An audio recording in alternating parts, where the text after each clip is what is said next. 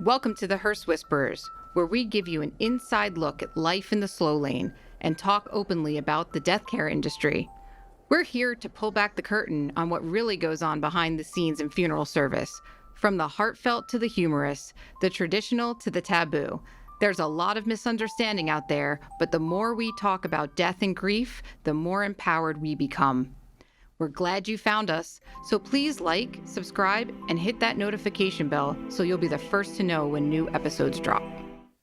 Welcome back to the Hearse Whisperers. We're here today with Eric Boehm. He was a former curator of the USS Intrepid, the aviation. The aviation curator. Right? Okay. And we had a really interesting trip where we visited Eric. He kindly took us around the Intrepid. We saw a lot of cool things. Absolutely. And we're going to show you some videos of what we saw. But first, Eric, welcome to the Hearse Whisperers. Oh, Could you tell us a little bit about yourself? Yeah, I was the curator of aviation out at the Intrepid Museum and retired a year ago. And I had only made one visit back to Intrepid between the time I retired and the time we went out again. So it's always wonderful to go back out there. And it was really fun to tell the stories again. So I really appreciate you having me. Yeah, absolutely. Love having you. Yeah. So let's talk about the first thing that we saw when we went there, which was related mostly to our business, which is the urn in the gun. Right. So that was an excellent story that you told about that. So could you just give us a little bit of insight on that? Sure. I got to say that when we arrived at the ship, it was fun to watch you and Dave just go, wow. We went right up to the flight deck. And I always look at visitors' reactions when they come to the flight deck for the first time. It was full of airplanes, and you're on the flight deck of an aircraft carrier. And it's quite amazing. And I really had trouble kind of corralling you. You guys were going in different directions. We were very excited. Yeah. And the story of the urn that was found, it was a tiny little thing. And you'll see in the video, it's an anti-aircraft gun on the aft catwalk on the flight deck. And I guess the family of this crew member thought that, if they dropped this urn in this gun, that it would fall all the way to the bottom, not realizing that it'd only go about 8-10 inches because the gun was full of concrete. It was demilitarized, so it can't be fired. It was full of concrete, and they just went and walked away. And if the sun hits it just right, and actually the afternoon we were there, the sun was hitting it just right, but you could see that it's not very deep. And a staff member saw, what's that? And it was actually inscribed with the sailor's name, and so it was just a matter of researching his name, finding family members, calling them up and saying, hey, did you leave something behind? Yeah, is that not right? No, it's not right. So what was their reaction when they heard from you? Were they surprised? A little shocked? Yeah. Like, you found it? Yeah. Yes, we found it. And but yeah, we can't have that kind of thing. Human remains. Right. No. But that's the first story we did. Have you ever caught anyone sprinkling cremated remains off the side or anywhere on the ship? I'll take the Fifth Amendment. Okay. Turn your head. I don't know. Yes. Well, people often ask us if they can do certain kinds of scattering, and we always have to say, there's laws related to that. You can do anything but really, trouble. Yeah, and New York City is probably even tougher than New Jersey. I know you can go offshore off New Jersey a certain number of miles, I believe. 3 nautical miles, yeah. 3 nautical miles, and who knows what a nautical mile is? It's about 20 feet, right? Sure, so, count to 10. I don't know what the laws are in New York, but I did not witness anybody do say. I remember there's always somebody who wants to do it. Yeah, absolutely. Well, I can say that, Eric can say that we looked like 2 kids in a candy shop. Yes. But to see you telling your stories, you just love what you were doing. Oh, I love Intrepid. I love everything about it. My dad, here we are, and I'm showing you. I'm sitting in front of my models here. My dad was in the Navy, flew this type of airplane, and we have this type of airplane at Intrepid. He was a gunner on the Avenger, and we actually had my dad's memorial. Oh, yes. Please tell us a little bit about that. That was something else that Eric was able to show us where it was and what you did. So just tell us a little bit about how that went. Well, it goes back to 2005. My dad passed away, and my dad was a very private kind of guy. And he told my mother, he goes, I don't want any memorial. I don't want a funeral. I don't, yeah. And my dad, in his humor, he actually sat me down and goes, why don't you get a jelly jar and clean it out real good? And he had prepaid for cremation.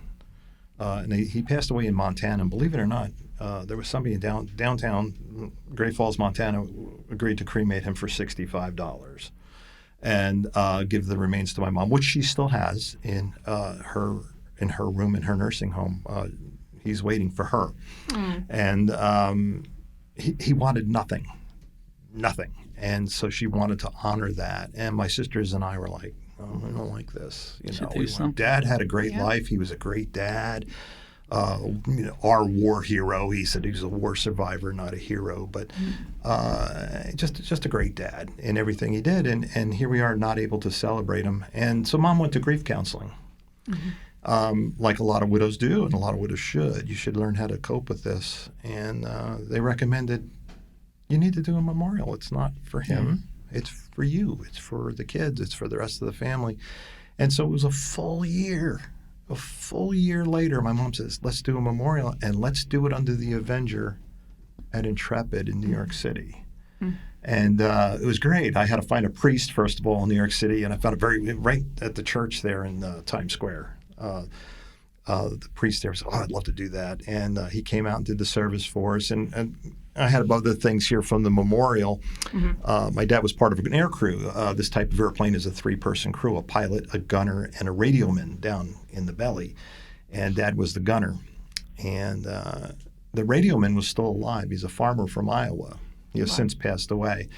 But we let him know that the memorial was going to be in New York City. And he goes, find me a campground, because wherever he goes, he brings his trailer. And I had to find him a campground in New Jersey. But he came into New York. First time this Iowa farmer had ever seen New York City. And we had the memorial right there under the Avenger. After Dad passed away, just to, you see these shows like Band of Brothers. Yeah. And going through Dad's wallet after he passed away, I found these 2 photographs. And this is the radioman, Norman Sloan from Iowa. This picture was in his wallet. And it's not a picture, a modern picture. This is when they were in the Navy together. And this was his pilot, Glenn Hanna. And back in the day when they were in training together. So I had these things at his memorial, and it was just it was a wonderful thing to do. To have it under his airplane was even great better. Video when you explain that. Yeah, and I think you're really hitting home with the importance of the memorial is not for the person who is deceased necessarily, right? It's for everyone to gather and remember that person. And a lot of times people hear stories they never heard before, or people come to memorials and the family didn't even know that they were friends with this person. It's a healing, comforting thing to do. And I think that's something we hear a lot in our business is Dad didn't want anything, Mom didn't want anything, and at this point it's for you, it's for the family. So I think that's great that you did that. And I learned that lesson, and I was of the same. I've always told my kids I don't want anything, and when it's my time to go, but I'm not gonna. They can do whatever they want. No. So I learned my lesson. Yeah, absolutely. We tell people all the time that if they don't want publicity, they don't want a memorial service or a funeral or a wake, every time they're in the grocery store, they're going to have to announce. Somebody's going to say, hey, how you doing? How's your husband? Oh, he died. And you have to talk about it. There you go. So you can do it once or you can do it 100 times. Exactly. Yes, very good point. I try. I'll just say one other thing. Eric and I are in Rotary together, and we were at the first time you were back at the dedication of the plane, right? There's a life-size model of the turret that Eric was in charge of putting back together. I don't know how anybody would sit in there. Yeah. It's like this big. Oh, yeah. Yeah, my dad, my skinny little dad, and he was 17 when he enlisted. He was by the time he was in combat before his 18th birthday, and had his the war ended before his 20th birthday. So you can imagine he's just a kid, and when you look at that thing, you wonder how a skinny little guy fit in there. But the breech of a 50 caliber machine gun is this far away from his left ear. Right. And I kind of joke around, and I used to ask Dad questions that I wanted to. He refused to admit that he was deaf in that ear. And if I needed a yes, I would ask him on the left side. He goes, yeah, whatever you want. And if I really needed a real answer, I'd have to go to the right side, But and it's funny too to think about this plane took off from an aircraft carrier, got in a dogfight, landed, and they went to New York on Liberty. None of them are old enough to drink. Yeah, it's Crazy. Imagine today's teenagers, really. Like, Yeah. what I got to tell you a something. different generation of people, right? I didn't bring it. I went through his scrapbook to pull these photos out to bring, and I remembered his ID card. He was born in March of 1926, and his Navy ID card says March of 1923. And I called him out on it when I first saw it. I was like a teen. Dad, you weren't born in 23. He goes, yeah, but I needed that to get in the gin joints. Wow. So, that was, that boys will be boys back then, right? Yeah, absolutely. When we went with the Rotary, was that the opening of the wall? That was for the Corsair, the junk parts, the recovered underwater parts. That's okay. Well, no. You went for the Corsair. I brought you guys for the whole airplane rollout. But then wasn't there the wall with all the pictures on it? Because we met two ladies. That wall with all the names and pictures of people who were dead, and we met two. I'll just start. We're figuring it out. Just start. We got it. I'll just start. Okay. Yeah. I remember also when we were at the Rotary function with the Corsair, my wife and I were sitting at a table, and these two nice ladies walked by and they said, "Would you mind if we sat down?" We said, "No." So they sat down, and I asked them if they were with any Rotary club, and they said no. They're actually here because their father was on this memorial wall right next to the plane. And I said, what do you mean? And they said, well, our uncle died in the war on the Intrepid, and all we ever knew that he died in a kamikaze attack. Yeah. That's all they ever knew. That's all they were ever told. So then you fast forward, the mother passes away, and the daughter's sitting in the garage, cleaning out the garage, and she comes across a chest. And it has all this stuff in it. And they learned so much about him. And they called the Intrepid, probably you. And the Intrepid said, send us everything. And they sent them everything. They have a picture. They have the letter from the Navy saying that he is dead. All his medals, all these knickknacks. Yeah. And so they were there to kind of bury him mentally. So it was very touching. Everybody was crying. But it was just amazing. Yeah, an extraordinary place, the Intrepid. I worked there for nearly 20 years, and it was like a monthly kind of thing where people would just call up or show up.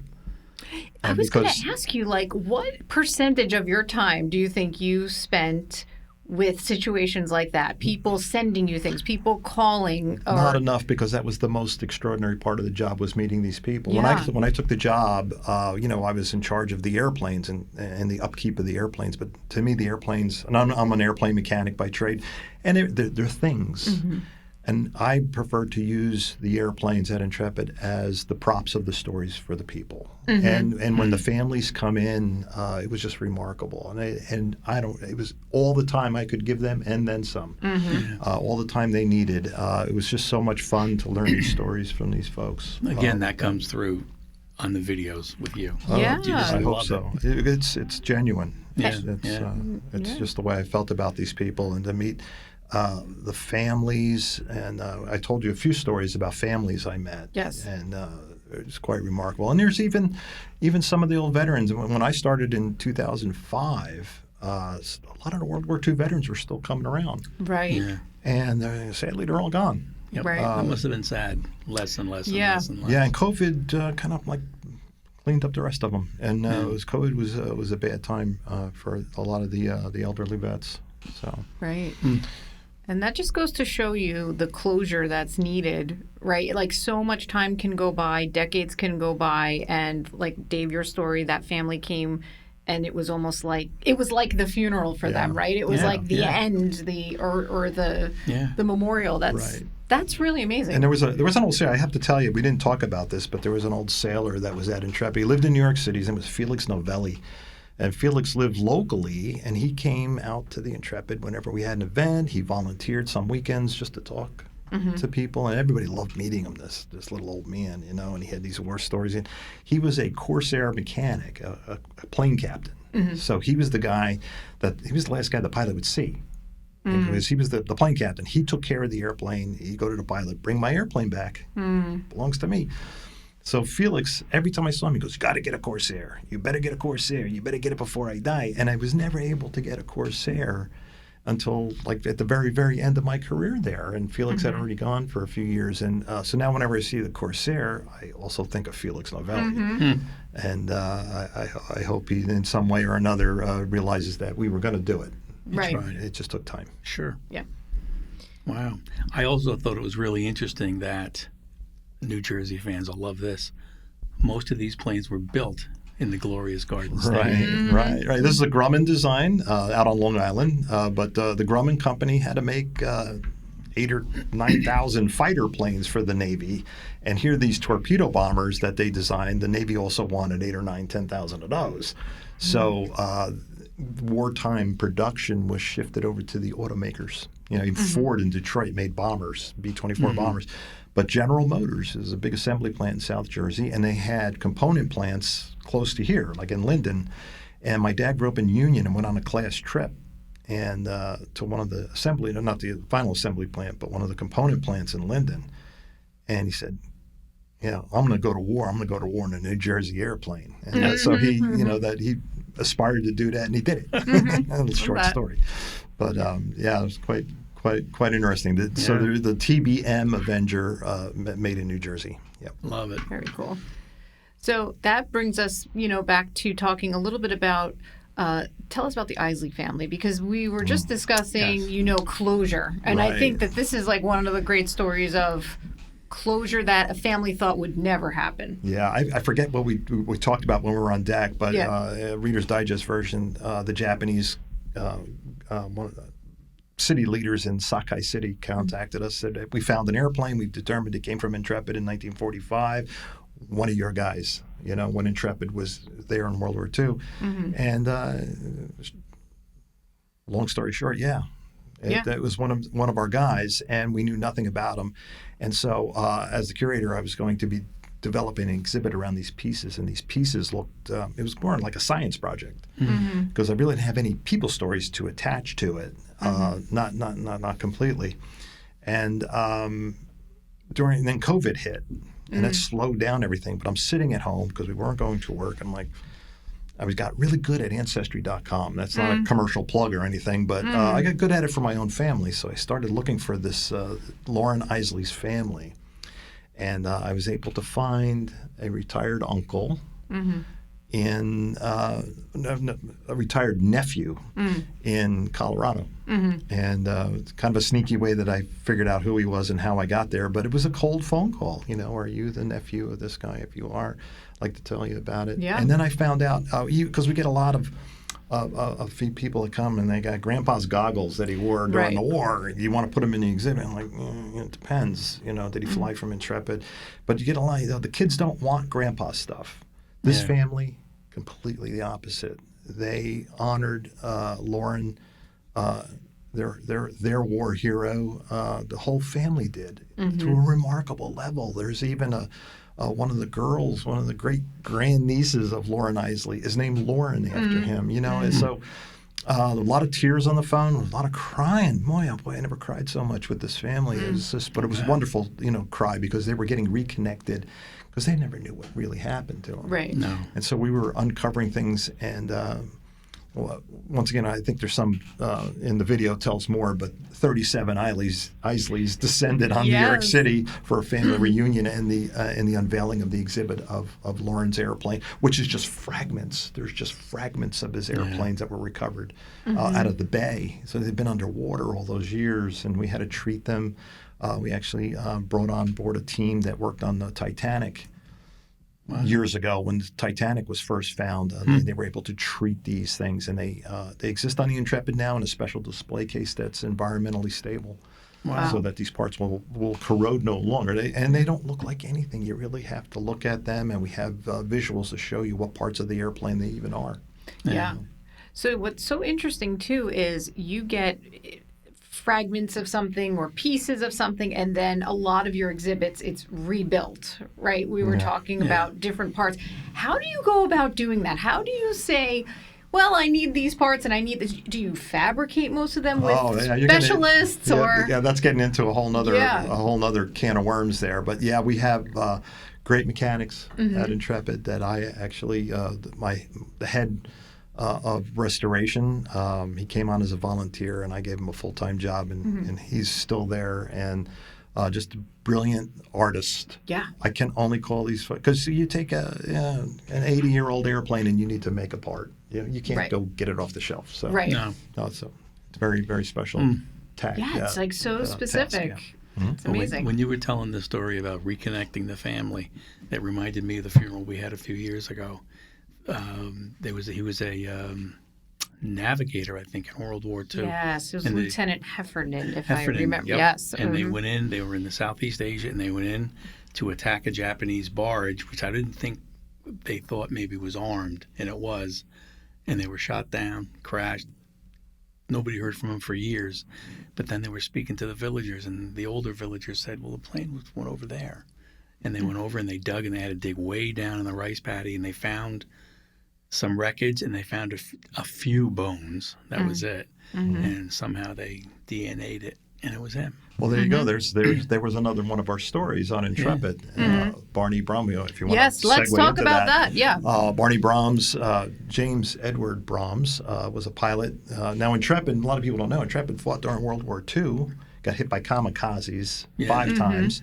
But moving forward in time, in the 60s, Intrepid was used to recover space missions. The original capsules coming down and things. And then after that, 3 trips to Vietnam. So Intrepid had quite a history. Yes.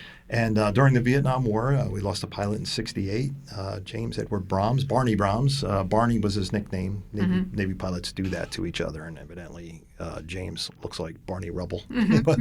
but he was lost. He was lost, and his family never knew what happened to him. And I had connected with his sister, and we talk about it in the video. But she was able to call me and say, they found him. What are you talking about? They connected her DNA to some remains they found digging a hole in the jungle. Amazing. And my wife and I actually went to that funeral, and I think the video tell the rest Yes, of that's the an story. amazing, Great amazing story. Yep. That's what I kept having the flashbacks when you were talking. Yeah. Because the nephew had told us that the Mr. Heffernan was just a name. Yeah. They knew he died in the war, and that was it. Yeah. And then all of a sudden, they had the whole story, and he became, a character in their life. Yeah, and the Brahms story is heartbreaking because his father passed away, holding out hope that his son was still there in the jungle somewhere. You know, and lived the rest of his life not knowing the fate of his son. No. Right. I can't imagine that. No. And so he missed that, but his sister was able to honor everybody. Yeah. And the funeral at Arlington was just incredible. Amazing. Yeah, that's really something to see if you can see that. I mean, and even in the situation of the Heffernan funeral that we did, it's really amazing how the military, it's like clockwork, but they just have everything so organized. They call you and they say, here's what we're doing, and we're all involved in it, but it's really amazing to see their procedure and how they work. Yep. It's really And cool. the police and the military, and they all work together.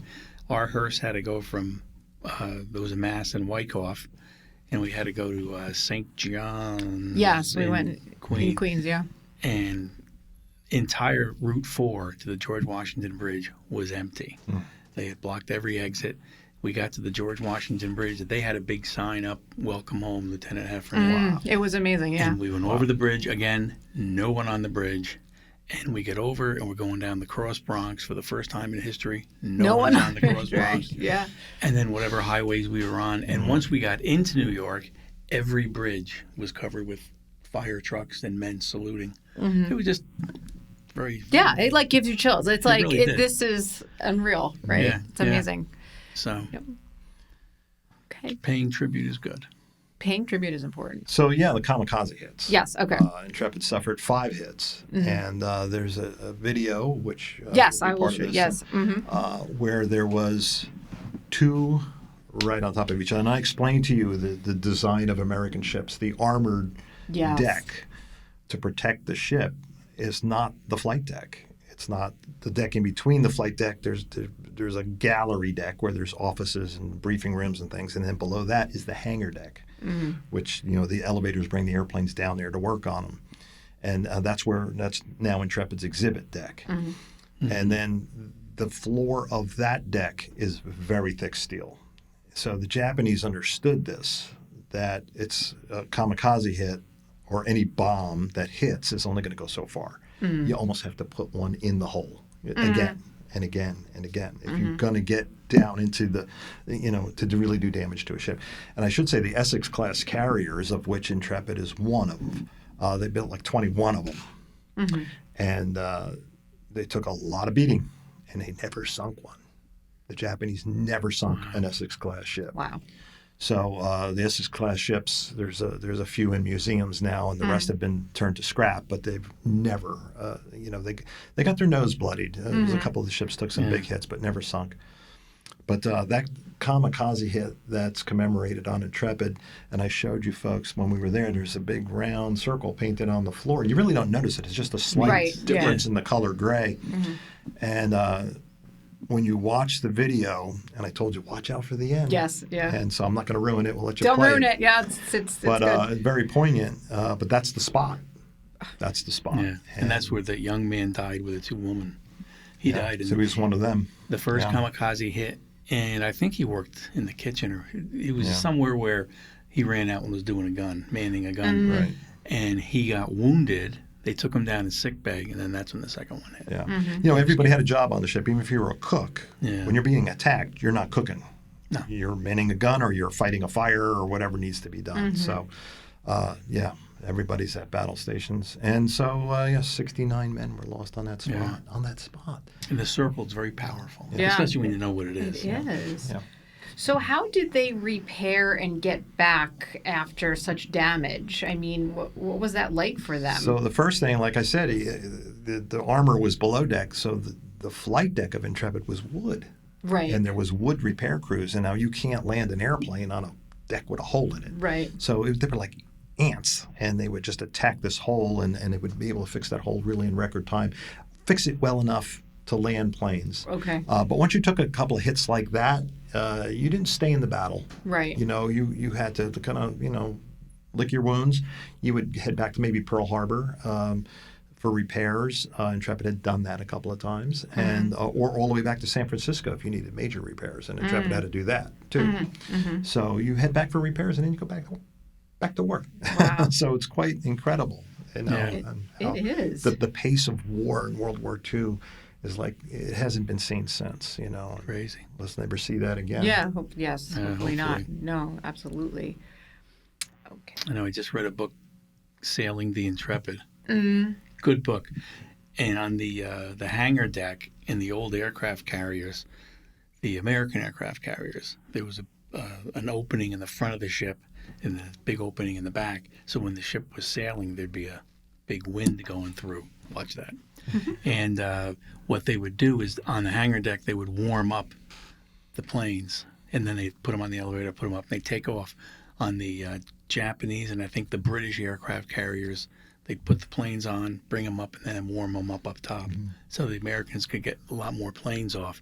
So when the Intrepid was hit with a torpedo, it ruined the rudder, and they were having so much trouble steering the Intrepid. They had to use the different engines, and they were just, and somebody that was the captain actually who thought that if they put a big piece of canvas on the front hole, it would act like a bit of a sail, and it would make the bow go one way, and the engine could make it go the other way. So they were going like this, but they were going straight, and it was just. And she limped back to That's Pearl Harbor. ingenuity. Wow. That's amazing. It's a very famous story on Intrepid, the Yeah. Intrepid sail, and that material was saved and is actually in the archive. Oh, it Is it? is. So- That's very cool. So it's a great story, but they couldn't turn the ship, yeah. and we have to go that way, and we're facing that way. So that's how they. It was a great book. Yeah. Recommend it. Montel Williams. Montel Williams, worked with yeah. our staff on that in the research of that. Yeah, very well written. And it's just released, but I haven't read it yet at all. So I'll be doing some fact checking. Yeah, absolutely. Yeah, it's a good read. It's Yeah. a fast read. So can you tell us a little bit about burials at sea from the perspective of, Intrepid Right. and what happened during those times? That's one of the things you'll see in the video that you took is the memorial wall, and everybody Yes. on that wall lost their lives on Intrepid, and that is World War II and Vietnam and things that happened in between. So everybody who lost their life on that ship is on that wall. And it's just remarkable just to walk past that and see this list of names, just a list of names, but it's not. It's You gotta- people. you gotta Yep, it's pause people. and look.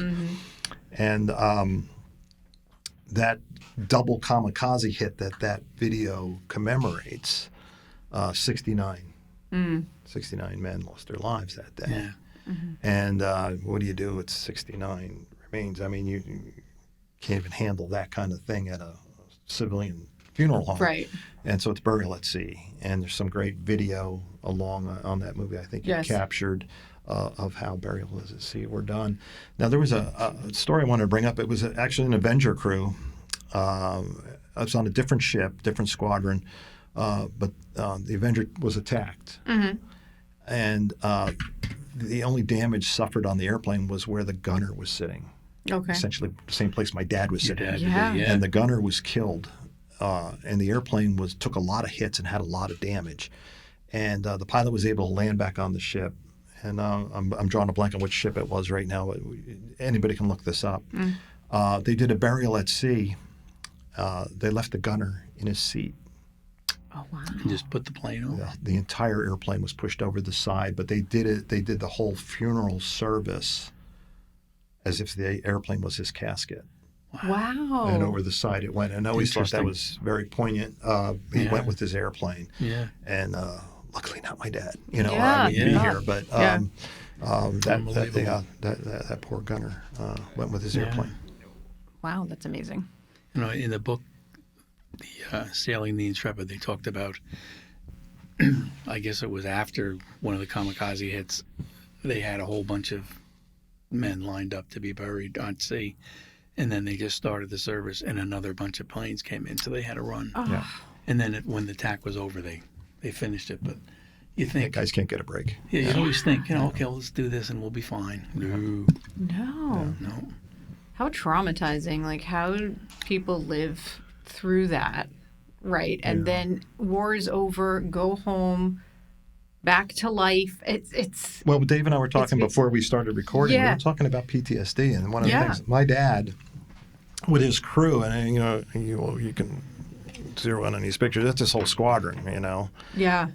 About a half a dozen of those guys did not come home from the Right. war, and I talked to my dad about it. You never talked about it till I was an adult. And I'm like, how did you deal with that, Dad? He goes, well, when you got in the plane, you figured it was your last ride. You had to have that frame of mind. That was your last ride. And what I did not know is that my dad suffered his entire life with what we call PTSD today, and his macho man dad. And my dad was the gentlest man I've ever, he never hit us. He never raised a voice. He was able to keep us in line with the finger, don't do that, okay. But the gentlest man, and it was just last year, my mom is in a nursing home. She's going to be 96, and they did something for Veterans Day last year when they brought her a Navy flag on a little tiny Navy flag on a little pedestal, in honor of my dad. And she was crying. Why are you crying? Well, Dad, all the things Dad went through all his life. And I, what are you talking about? Well, all the nightmares and all the screaming at night, and I had to hold him down. And I'm like, what are you talking about? I am 65 years old last year, and I did not know my dad suffered like that. Right. And here's my mom telling me this because she's at a point of life she doesn't even, sometimes she doesn't realize the story she's telling me. She was probably not supposed to tell me. But, it's okay now. is that not until I'm 65 years old that I find out that my dad suffered with that. Right. And I said, his whole life, it got better towards the end. It wasn't so often, but it was still, once a month. I'm like, I Wow. had no idea. And just imagine the countless people. I mean, I don't see how you could go through something like that and not. Right. And then Veterans Right. Today. That's why Veterans Today is such an important thing for me to Yes. look out for my brothers. Yeah. I was not in combat. I was lucky. I spent 20 years in the Air Force. Went to Kuwait, but it was, nobody shot at me. Right. And I feel pretty together, I think. But, I have brothers and sisters Yeah. that I'm still friends with. And that's the thing about the military. You keep your friends forever. Yeah. I had a phone call the other day with a friend I met in 1978. Mm-hmm. You know, we're like that. It's amazing. Hmm. Yeah. Well, Eric, thank you so much for being here with the Hearst Whispers. Thank you again for taking us on an adventure on the Intrepid. Yes. As we said in the beginning of this episode, Dave and I were just in awe of everything there. Absolutely. Highly recommend that anyone who can go see and learn about what's there, and you will probably not be as lucky as us to have Eric. There's a great staff. There's a great staff out but there. They're all, but everybody we met was awesome who was we had there. Eric. It's a beautiful. Everybody who works there knows they're at a special place. Yes. Oh, absolutely. Yeah, Space absolutely. shuttle, everything. There's a space shuttle. Yeah, that's one of the things we missed was Yeah. our the space shuttle memorial. So we'll have to put it. We'll put a little that bit video in the there end. because Yeah. we do memorialize our lost astronauts. Lost astronauts, yeah. Yes. Absolutely. But it was thank you. It was just fantastic, and it's been fantastic speaking with you. I've only got about 50 more stories to tell you. So. All right. One of these days. Yeah, part 2 maybe. All right. So thanks for watching, and don't forget to like and subscribe to Hearst Whispers.